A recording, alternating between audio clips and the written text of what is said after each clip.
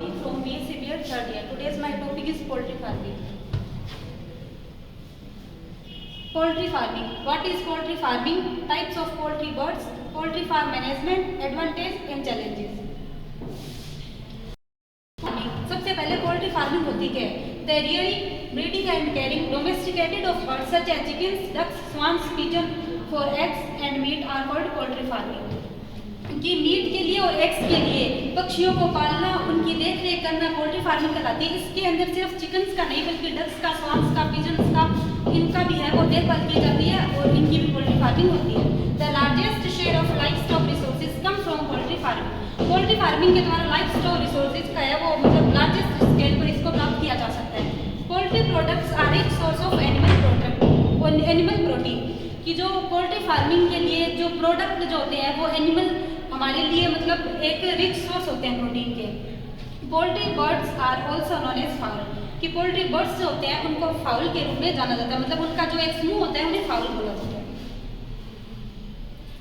Types of poultry birds. Poultry birds है वो दो टाइप के होते हैं, ब्रॉयलर्स और लेयर्स। ये पर्पज के अनुसार कि भाई कितने टाइप के होते हैं, दो टाइप के, ब्रॉयलर्स और लेयर्स। ब्रॉयलर्स जो होते हैं इनको मीट के लिए पाला जाता है और जो लेयर्स होते हैं उनको एग्स के लिए पाला जाता है।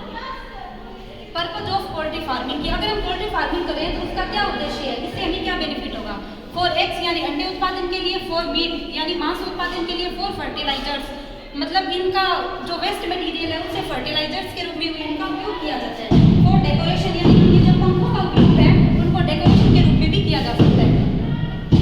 Poultry management. पोल्ट्री मैनेजमेंट के लिए दो स्टेज होती है, brooding stage and laying stage. Brooding stage high care, proper feeding and stabilized temperature required for newly hatched chicks 6 to 8 weeks की मतलब जब चिक्स जो होते हैं न्यूली हैच्ड चिक्स जो होता है उनको है वो ज़्यादा केयर की ज़रूरत होती है, इसलिए उनको ब्रोडिंग स्टेज के अंदर रखा जाता है। ये 6 to 8 वीक्स के लिए होता है।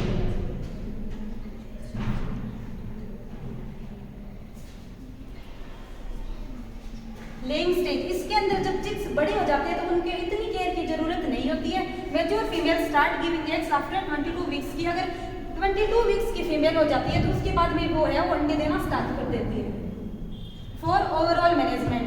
For good production of poultry birds good management practices required कि अगर हमें अच्छा उत्पादन चाहिए तो उसके लिए हमें अच्छी प्रैक्टिसेस होनी चाहिए, उसका अच्छा मैनेजमेंट होना चाहिए।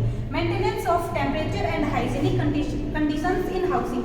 हाउसिंग के लिए है वो हमें टेम्परेचर मैनेजमेंट करना होता है और उसके अलावा हाइजीनिक कंडीशंस रखनी होती है। Need proper cleaning, sanitization, spraying, for disinfection and proper vaccination की अगर हमें है वो अच्छा प्रोडक्शन चाहिए उसके लिए हमें उनकी पूरी देखभाल करनी होती है। इसके लिए है वो क्लीनिंग होनी चाहिए, सैनिटाइजेशन होना चाहिए, स्प्रेइंग होना चाहिए वहाँ पे ताकि उनको है वो इन्फेक्शन ना हो।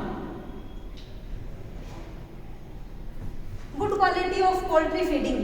पोल्ट्री फीडिंग की हमें गुड क्वालिटी चाहिए। Prevention and control of disease अगर कोई बीमारी हो रही है तो उसके लिए हमें रोकथाम करनी चाहिए, उसका कंट्रोल करना चाहिए।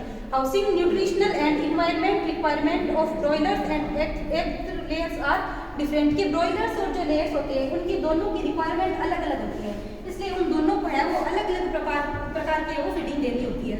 For broilers protein and edict feed fat है वो नीडेड, उनके लिए प्रोटीन और फैट की जरूरत होती है इसलिए उनको वो दिया जाता है। For egg layers vitamin A and के।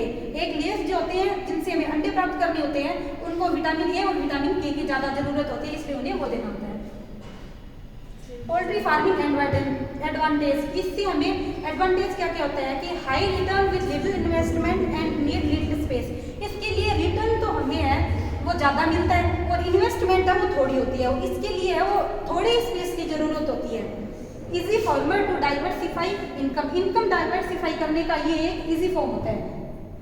चैलेंजेस इसके अंदर हमें क्या क्या चैलेंज आती है? हाई फीड कॉस्ट अगर हमें अच्छा उत्पादन चाहिए तो उसके लिए हमें उनको देना होता है अच्छा फूड और उसकी जो कॉस्ट होती है वो ज़्यादा होती है। डिजीजेज और इसके अलावा उनको रोग हो जाते हैं उसके लिए भी हमें देखभाल करनी होती है। Thank you.